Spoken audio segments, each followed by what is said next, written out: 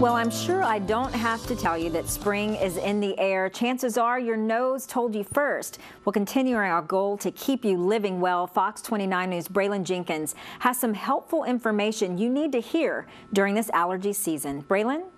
Thank you, Heather. A runny nose and itchy, watery eyes. Sound familiar?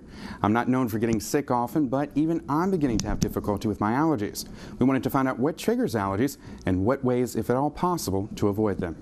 If you are a resident in the southern region of the United States, then you don't really have time to prepare for the spring allergy season because it has already arrived. For our neighbors in the north, they are fortunate to have a little extra time thanks to the snow and colder weather. It can be difficult at times, even for the medical experts, to identify whether you're fighting off a cold or if you're experiencing allergy symptoms. We spoke with Jeffrey Daigle for more insight. Traditionally, there are seasons to allergies, to inhaled allergens. Right now, we're dealing with the tree pollen season, which a lot of people have been able to see the green pollen on their cars and on their vehicles.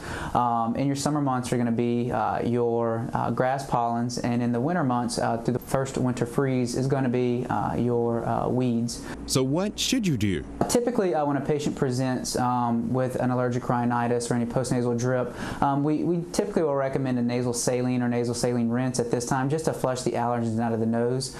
There's different pharmacotherapeutic measures that we can take with different medications, which include antihistamines, nasal steroids, your nasal antihistamines, and these are typically what we try to combat before we ever recommend doing any sort of allergy testing or immunotherapy.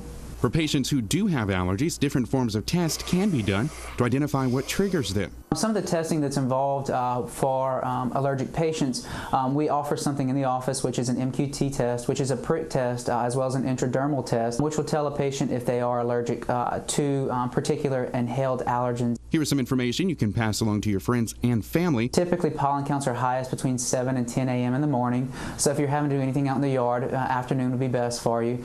Make sure that you keep your windows closed. I know everyone's wanting to have those cool breeze coming through, but for allergic patients, this is just allowing the pollens into your home.